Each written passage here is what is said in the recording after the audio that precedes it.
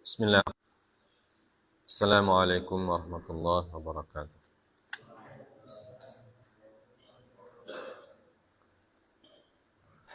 Alhamdulillahi rabbil alamin. Nahmaduhu wa nasta'inuhu wa nastaghfiruhu wa nastahdiih. Wa na'udzu billahi min syururi anfusina wa min sayyiati a'malina. May yahdihillahu fala mudilla lahu wa may yudlil fala hadiya lahu. Wa asyhadu an la ilaha illallah wahdahu la syarika lahu. Wa asyhadu anna Muhammadan abduhu wa rasuluhu la nabiyya ba'dah.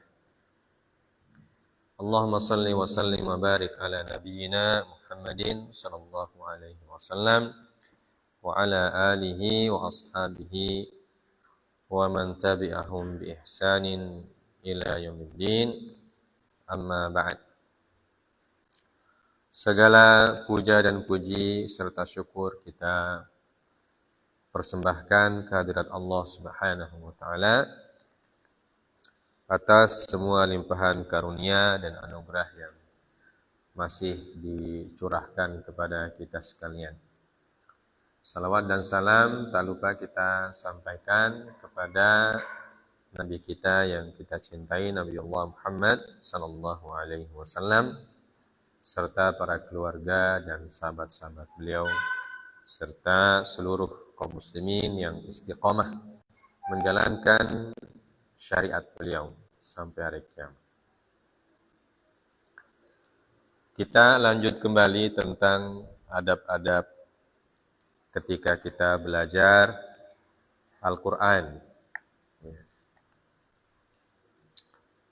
Bab yang pertama dari kitab At-Tibyan fi Bayani Adabi Hamalatil Quran, karya Imam An-Nawawi rahimahullahu taala, min atrafi fi atrafin min fadilati tilawatil Quran wa hamalatihi. Hadis yang kedua yang disebutkan adalah hadis yang sering kita dengarkan, yaitu hadis yang diriwayatkan oleh Al-Imam Al-Bukhari dan Muslim, ya, muttafaqun alaih, dari Ummul Mukminin Aisyah radhiyallahu taala anha. Ya, kita baca dulu hadisnya. Qala al-muallif wa an Aisyah radhiyallahu anha qalat qala Rasulullah sallallahu alaihi wasallam alladzi yaqra'ul Qur'an wa huwa mahirun bihi ma'as safaratil kiramil bararah walladzi yaqra'ul Qur'ana wa huwa yata'ta'u fihi wa 'alaihi syaqqun wa huwa 'alaihi syaqqun lahu ajran. Rawahul Bukhari wa Abu Husain Muslim ibn al-Hajjaj ibn Muslim al-Qushairi an-Nisaburi fi sahihaihima. Ya. Artinya dari Ummul Mukminin Aisyah radhiyallahu taala anha, beliau berkata, telah bersabda Rasulullah sallallahu alaihi wasallam, orang yang membaca Al-Quran dan dia mahir dengan Al-Quran, maka akan bersama as-safaratil kiramil bararah.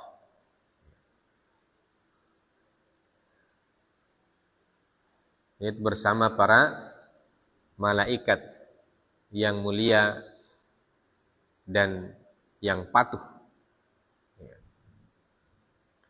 Dan orang yang membaca Al-Quran dalam kondisi terputus-putus, atau patah-patah bahasa kita, ya ta'ta'u fihi, terputus-putus dalamnya, dan Al-Quran itu sulit atasnya dia mendapatkan 2 pahala.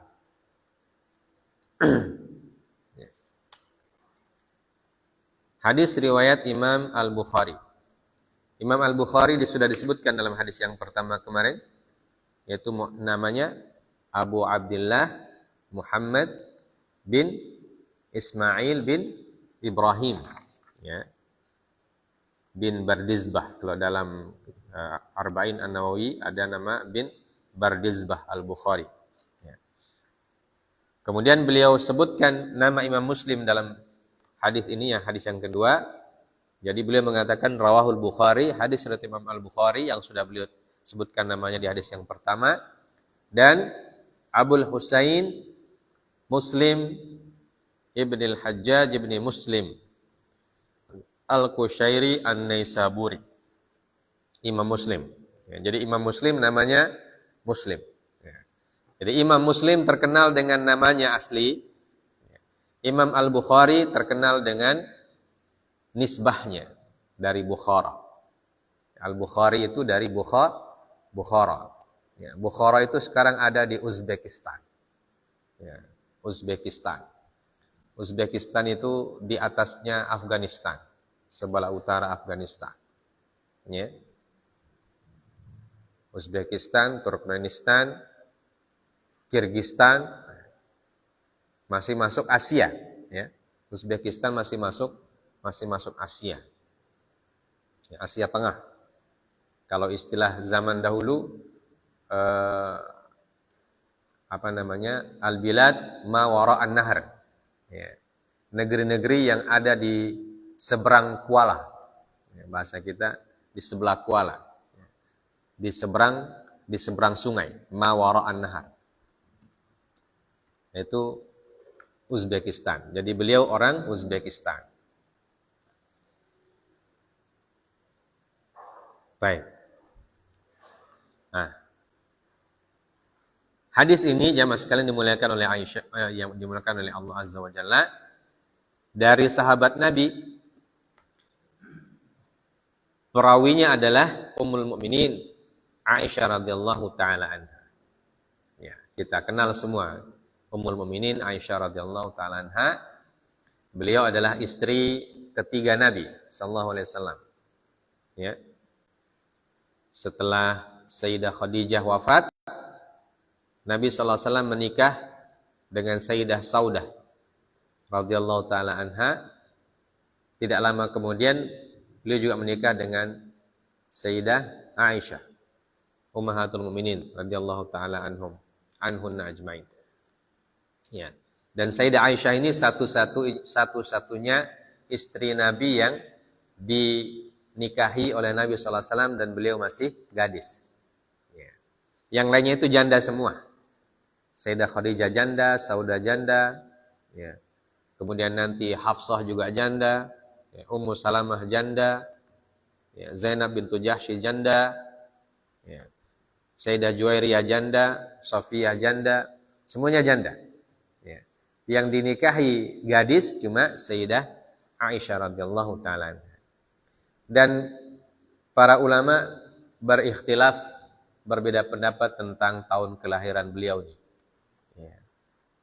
Ada yang mengatakan beliau lahir 7 tahun sebelum hijrah. Ya. Ada yang mengatakan 17 tahun sebelum hijrah. Ya. Yang jelas ketika hijrah Nabi sallallahu alaihi wasallam, beliau ini masih hitungannya masih kecil. Ya. Dari sisi umur masih kecil. Ya. Kemudian beliau dinikahi oleh Nabi sallallahu alaihi wasallam juga, otomatis usia ketika dinikahi berbeda pendapat juga para ulama. Ya. Ada yang mengatakan dinikahi pada usia 6 tahun. Ya. Nah, itu hadisnya dalam riwayat Bukhari Muslim, ya. Berdasarkan penuturan Sayyidah Aisyah sendiri, Ya, bahwa beliau mengatakan Rasulullah menikahiku pada usia 6 tahun dan hidup bersama Nabi nanti pada usia 9 tahun. Ya, jadi dinikahi dulu, tapi habis nikah tidak hidup sama-sama. Aisyah tetap hidup dengan keluarga, dengan ayahnya Abu Bakar As-Siddiq radhiyallahu taala anhu. Ya. Dan ibunya Ummu Ruman. Ya. Kemudian nanti setelah hijrah ke Madinah, jadi beliau dinikahi di Mekah. Ya, masih di Mekah sudah diakad, sudah diakad nikah. Tapi nanti hidup bersama Nabi nanti setelah hijrah. Itu pun di tahun kedua Hijriah, setelah perang Badar. Ya. Setelah perang Badar baru Nabi SAW membawa Ummul Mukminin Aisyah radhiyallahu taala anha ke rumah yang beliau buatkan, ya, yaitu yang ada di samping Masjid Nabawi. Ya. Sehingga ketika Nabi SAW wafat, ya, usia Sayyidah Aisyah masih sangat muda. Ya. Masih sangat muda usianya. Dan karena tahun kelahirannya diikhtilafkan, maka usia Sayyidah Aisyah ketika Rasulullah wafat otomatis terjadi khilaf juga. Ya, jadi khilaf juga. Ada yang mengatakan masih usia 18 tahun. Jadi beliau ditinggal oleh Nabi sallallahu alaihi wasallam, beliau usianya masih 18 tahun. Ya. Karena yang mengatakan ya, berdasarkan cerita dari beliau sendiri. Ya, jadi 6 tahun kemudian hidup bersama tahun ke-9, ya, itu sudah tahun kedua Hijriah, tahun ke-9 Nabi SAW di Madinah 10 tahun, ya berarti sekitar 18 tahun. Karena 9 tambah 9 tambah 9 jadi 18 tahun. Ya, berdasarkan riwayat dari Aisyah sendiri radhiyallahu taala. Tapi kalau dalam riwayat yang lain yang menyebutkan bahwa beliau menikah pada usia 17 tahun, ya, maka ditambah 10 tahun. Ya, tambah 10 tahun di Madinah. Berarti sekitar 27 tahun. Ya. Ini khilaf para ulama sejarah. Ya. Ala kulli hal, beliau ditinggal oleh Nabi SAW, usia beliau masih muda. Ya. Dan beliau punya banyak jasa. Ya. Istri Nabi yang paling banyak meriwayatkan hadis adalah Ummul Mukminin Aisyah radhiyallahu taala. Nah, itu di antara hikmah Nabi sallallahu alaihi wasallam diberikan jodoh oleh Allah Azza wa Jalla dengan Sayyidah Aisyah. Ya, selain beliau cerdas, ya, beliau juga masih muda.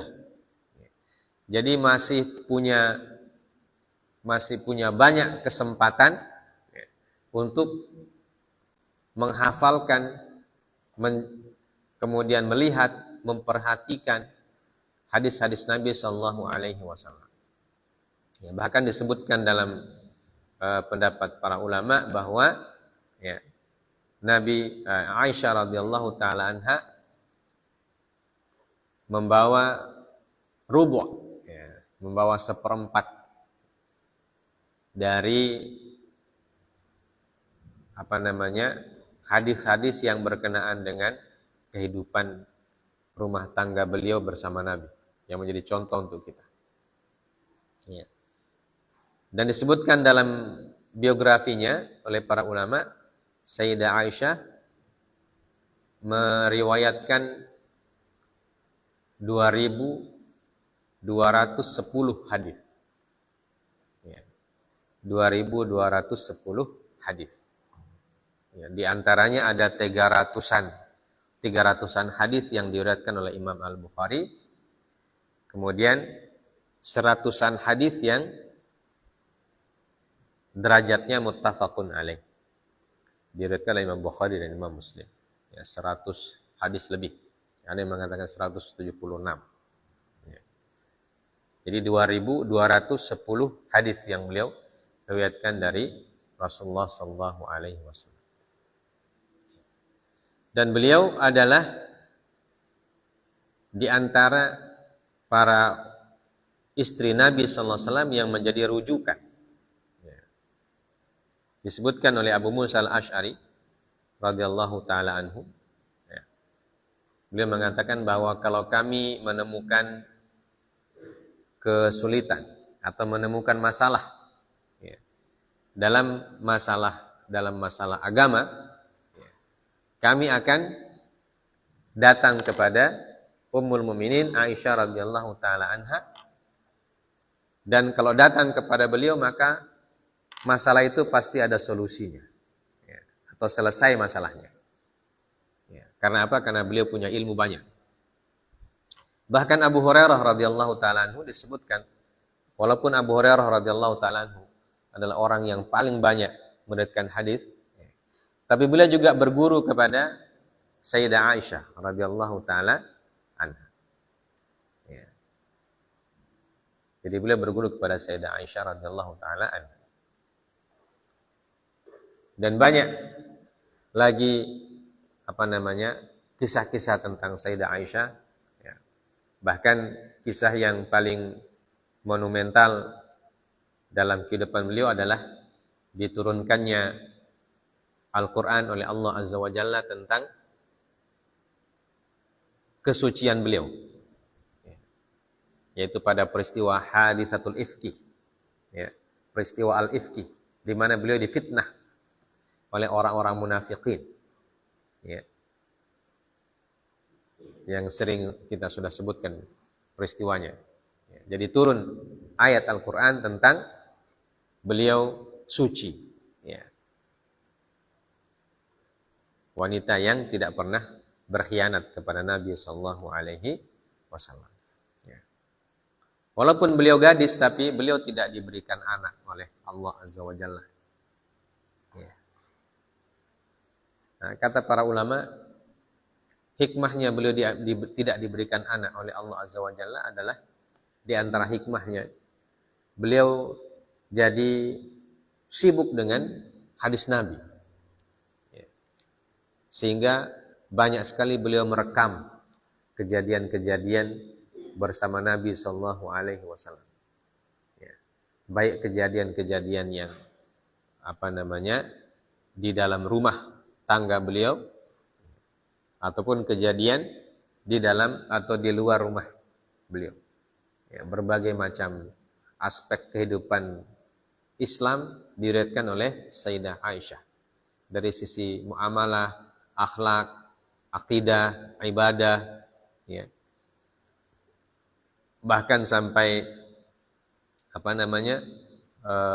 adab-adab hidup berumah tangga, ya. Itu riwayatnya dari Aisyah radhiyallahu taala. Bahkan sampai bagaimana Rasulullah bergaul dengan istri-istrinya, ya, bagaimana beliau memperlakukan istri-istrinya. Nah, itu semua bersumber dari Sayyidah Aisyah radhiyallahu taala. Ya. Dan beliau wafat tahun ke-678 Masehi.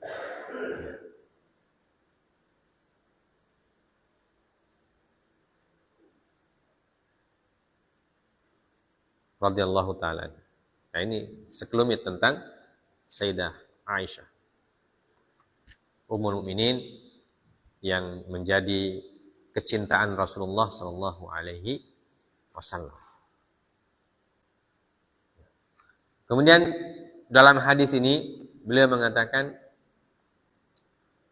Rasulullah sallallahu alaihi wasallam bersabda, "Alladzi yaqra'ul Qur'an." Ini riwayatnya banyak juga ini hadis. Kalau Imam Nawawi di sini langsung menyebutkan alladzi yaqra'ul Qur'an. Ada juga riwayat yang mengatakan mathalul ladzi yaqra'ul Qur'an. Ya.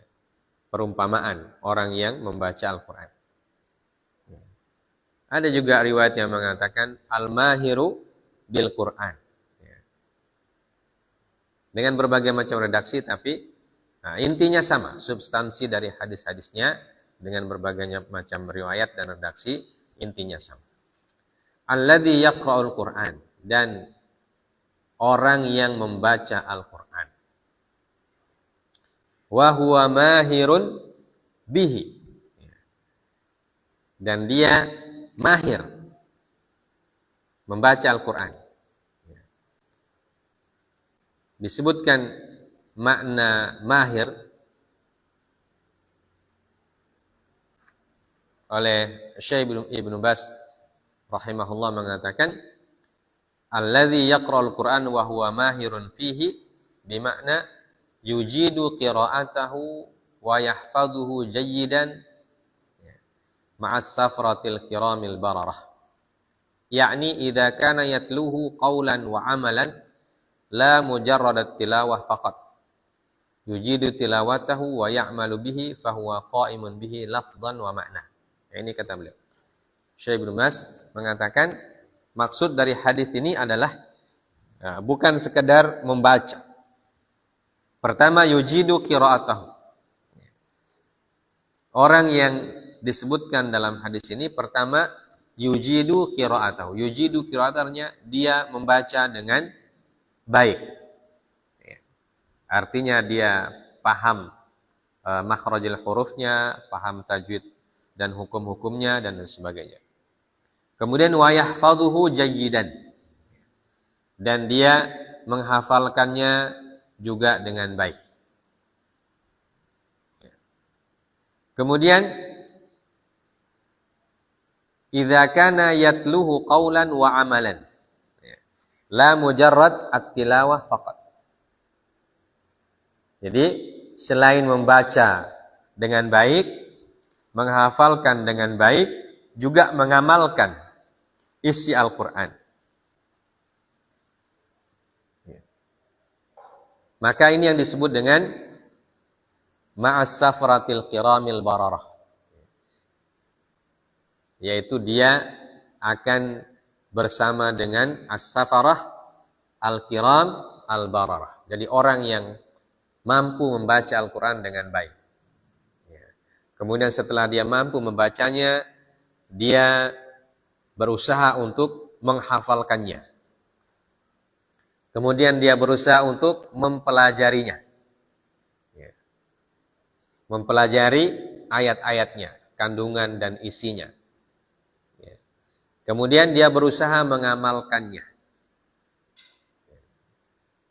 Ini yang dimaksud dengan ma'as safarati al-kiram al-bararah, yaitu orang-orang yang membaca Al-Quran dengan seluruh hak-hak Al-Quran itu. Maka orang yang punya kemampuan Al-Quran lebih baik daripada orang lain, tentu fadilahnya dan keutamaannya lebih baik. Karena ini berbicara tentang keutamaan membaca Al-Quran dan keutamaan orang-orang yang membawa Al-Quran. Seperti yang kita sebutkan dalam hadis yang sebelumnya, bahwa derajat seseorang berkenaan dengan Al-Quran ini, semakin tinggi pengetahuan mereka tentang Al-Quran, tentu derajatnya semakin diangkat. Secara umum yang seperti disebutkan dalam firman Allah, yarfa'illahu alladhina amanu minkum walladhina utul ilma darajat. Dan Allah SWT akan mengangkat derajat orang-orang beriman di antara kalian dan orang-orang yang diberikan ilmu. Darajat menggunakan kata nakirah dan bentuknya jamak. Walladzina utul ilma darajat. Itu menunjukkan bahwa orang yang menuntut ilmu akan bertingkat-tingkat mereka punya ilmu. Karena ilmunya bertingkat-tingkat, maka derajat mereka juga bertingkat-tingkat. Semakin banyak ilmu, tentang Al-Quran dan tentang syariat Allah Subhanahu wa Ta'ala, dan semakin banyak yang diamalkan dari ilmu tersebut, apalagi kalau sampai diajarkan juga kepada orang lain, ya, tentu derajatnya tidak sama dengan orang yang sekedar belajar, ya, tapi dia tidak amalkan. Nah, tentu itu jadi masalah. Belajar tapi tidak mengamalkan. Ya. Tapi derajatnya sudah diangkat oleh Allah Azza wa Jalla, ya, karena dia sudah punya ilmunya. Ya. Walaupun tetap punya kekurangan. Ya, kekurangannya tidak mengamalkan. Dan orang yang tidak mengamalkan ilmu bisa jadi kesalahan. Ya. Maka semakin banyak ilmu kita tentang Al-Quran, maka semakin tinggi derajat di sisi Allah Subhanahu wa Ta'ala. Ya. Kemudian wa huwa mahirun. Ya. Ini disebutkan mahir. Apa kata mahir? Adalah orang yang ahli. Ya. Mahir, bahasa Indonesianya mahir. Sekarang bisa diterjemahkan profesional.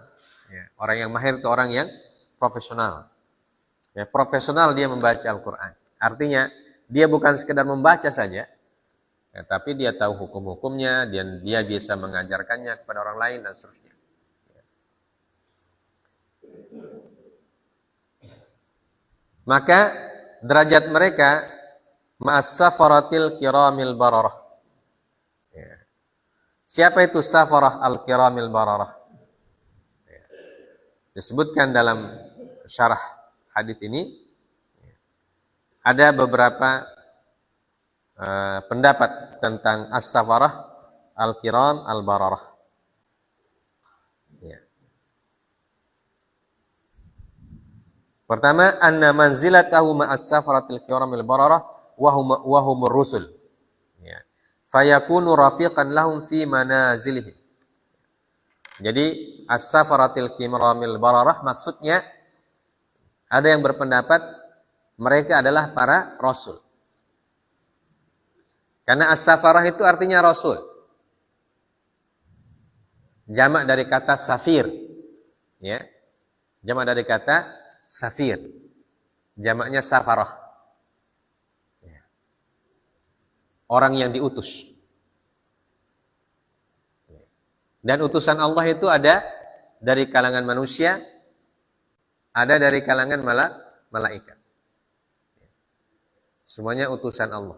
Kalau malaikat diutus oleh Allah untuk menyampaikan wahyu kepada para rasul, kalau rasul diberi tanggung jawab oleh Allah menyampaikan wahyu Allah kepada umat manusia dan juga kepada jin. Ya.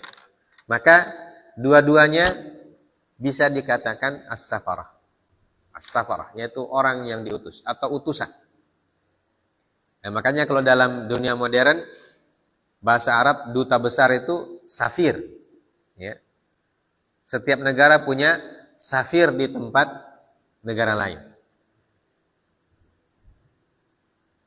Kedutaan itu as-sifarah. Ya. As-sifarah itu kedutaan. Safir itu duta besar. Jadi kalau di negara kita berbagai macam negara ini punya duta besar. Kenapa disebut safir? Karena mereka utusan negara, wakil negara. Jadi kalau duta besar Indonesia di Mesir misalnya, itu kedudukannya sebagai wakil dari presiden kita di negara tersebut. Jadi dia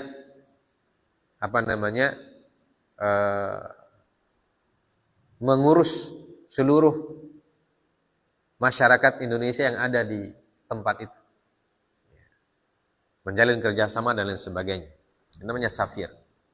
Maka karena para rasul adalah utusan Allah Subhanahu wa Ta'ala, maka hadis ini bisa bermakna bahwa orang yang mahir membaca Al-Quran nanti tempatnya manzilatahu ma'ar rusul, ya, rafiqan lahum fi manazilihim. Jadi orang-orang yang punya Al-Quran,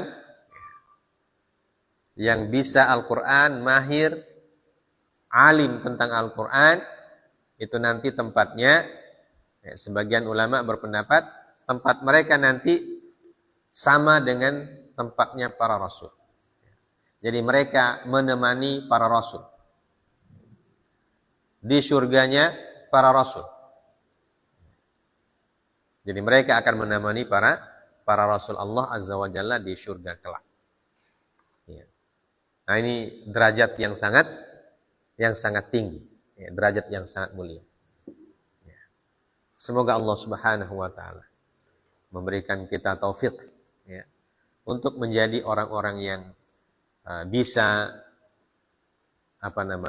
menjaga Al-Qur'an, ya, menjadi pembawa Al-Qur'an, dan kita diberikan taufik oleh Allah untuk senantiasa mempelajari ayat-ayat Al-Quran, ya, pelajari bacaannya, mempelajari kandungan dan isinya, ya, dan bisa diberikan, dan kita juga berharap diberikan taufik untuk mengamalkannya, ya, supaya nanti diberikan taufik oleh Allah menjadi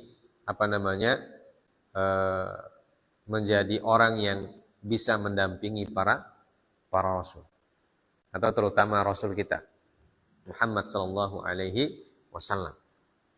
Ini pendapat yang pertama, ya. Pendapat yang kedua mengatakan au al-muradu al-malaikatul muqarramun al-muqarrabuna indallahi ta'ala li'ismatihim wa nazahatihim an danasil ma'siyati wal mukhalafah. Ya. Tafsiran yang kedua, yang dimaksud dengan as-safarah adalah para malaikat al-muqarramun, ya, malaikat yang mulia, al-muqarrabun, yang dekat di sisi Allah Subhanahu wa ta'ala. Ya.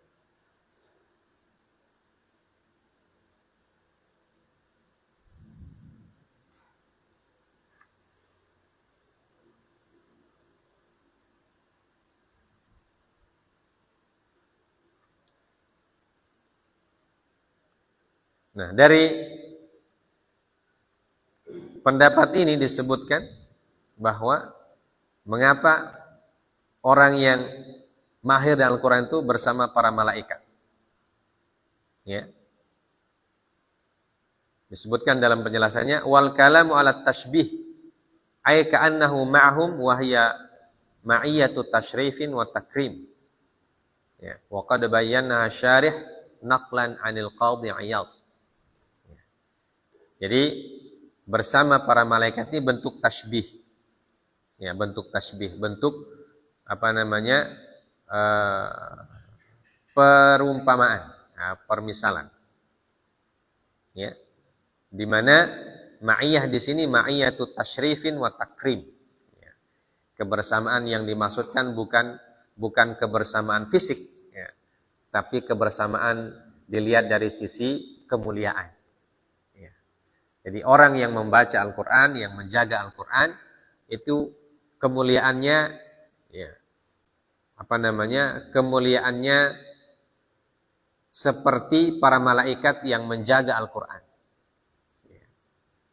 Jadi para malaikat itu kan diberikan amanah oleh Allah Azza wa Jalla menyampaikan Al-Quran kepada Nabi SAW, dan mereka tidak pernah mengkhianati satu huruf pun.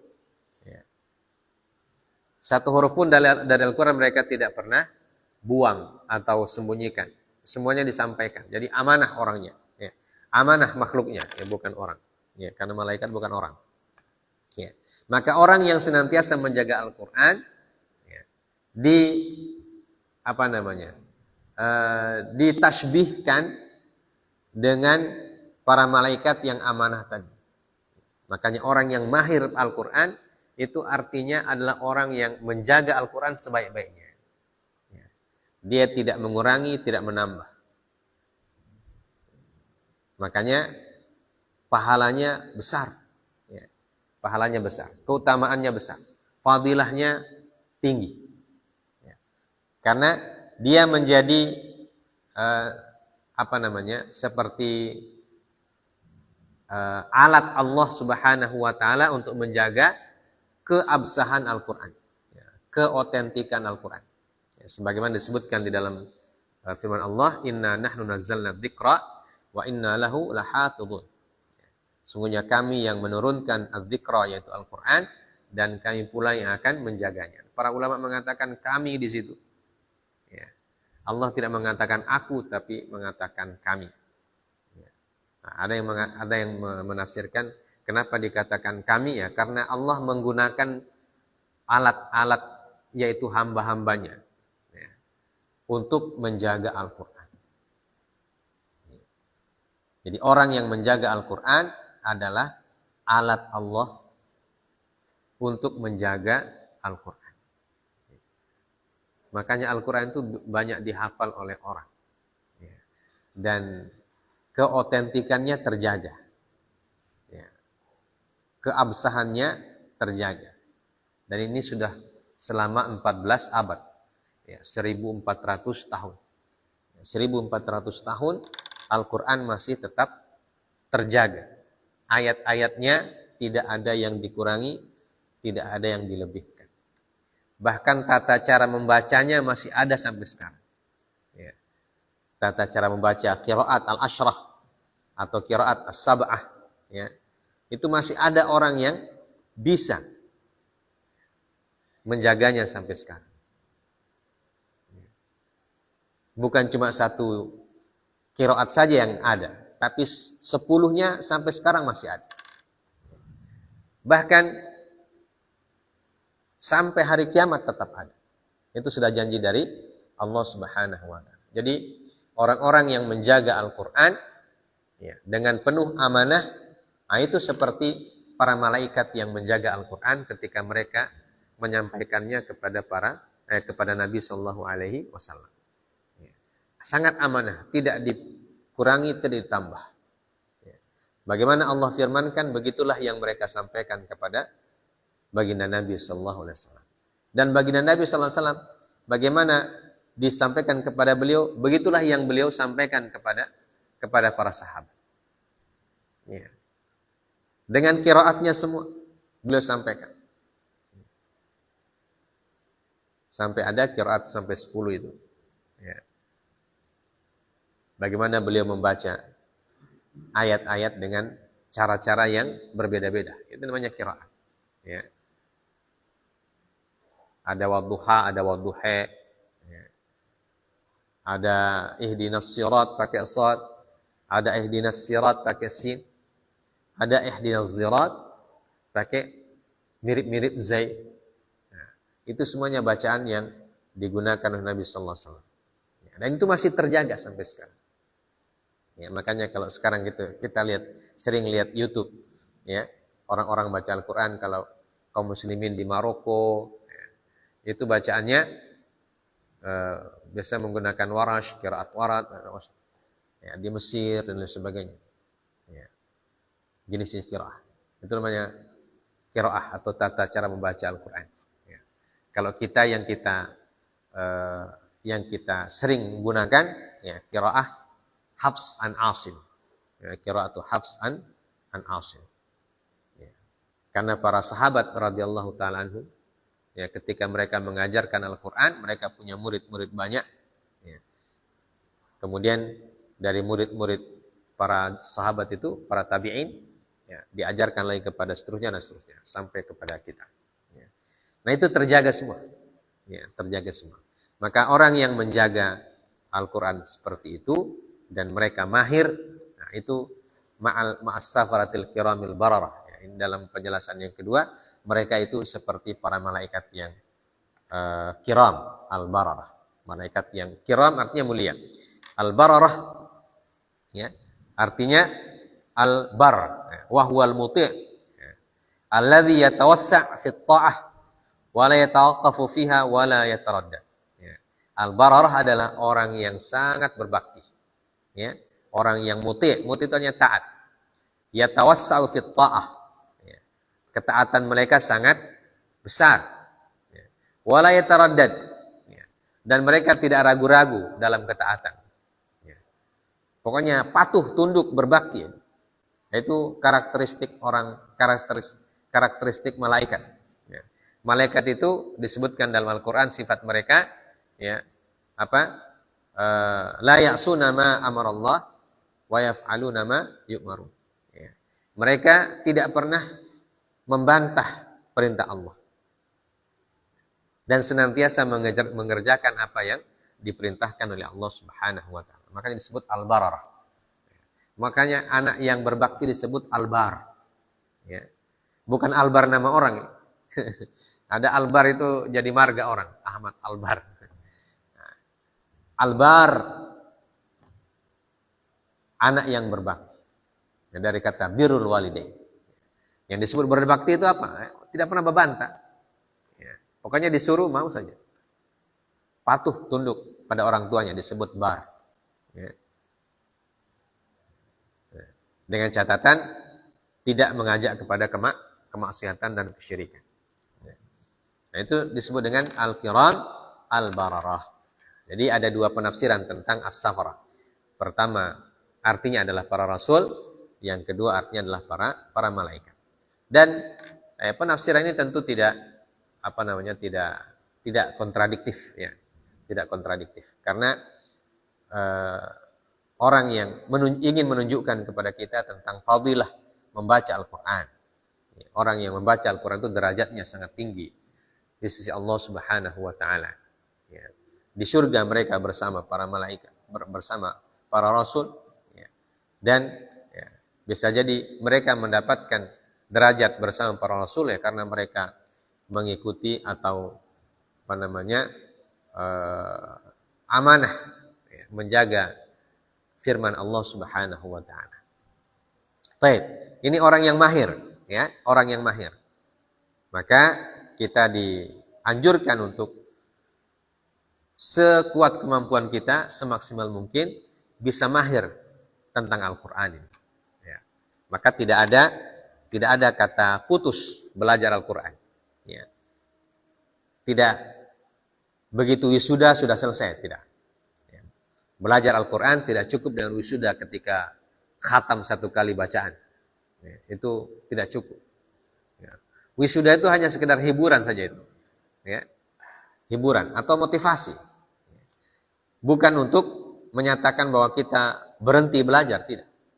Ya. Wisuda itu untuk memotivasi kita supaya apa? Supaya lebih bersemangat lagi. Ya.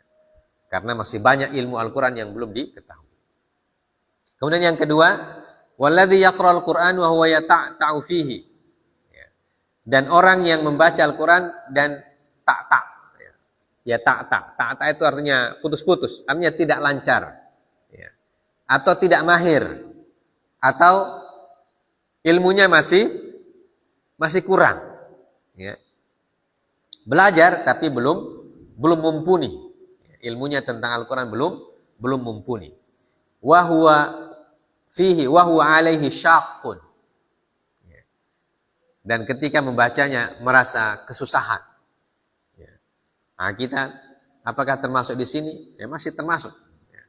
Karena masih banyak ayat yang kalau kita baca masih salah-salah. Ya. Masih banyak yang salah-salah, keliru-keliru. Ya, makhrajnya mungkin, sifat hurufnya mungkin kita belum tahu. Ya. Makhrajnya juga belum pas. Ya. Atau bacaan bacaan tajwidnya belum pas. Ya. Sehingga kita merasa berat. Wa huwa syaqqun alaih wa huwa alaihi syaq. Ya, syaq itu artinya berat. Jadi membacanya berat. Ya. Membaca berat ini bisa karena kita merasa kesulitan jadi baca berat. Ya. Orang yang berat membaca Al-Quran itu salah satu faktornya karena dia merasa susah sekali. Ya. Susah sekali membaca Al-Quran. Atau susah sekali menghafal.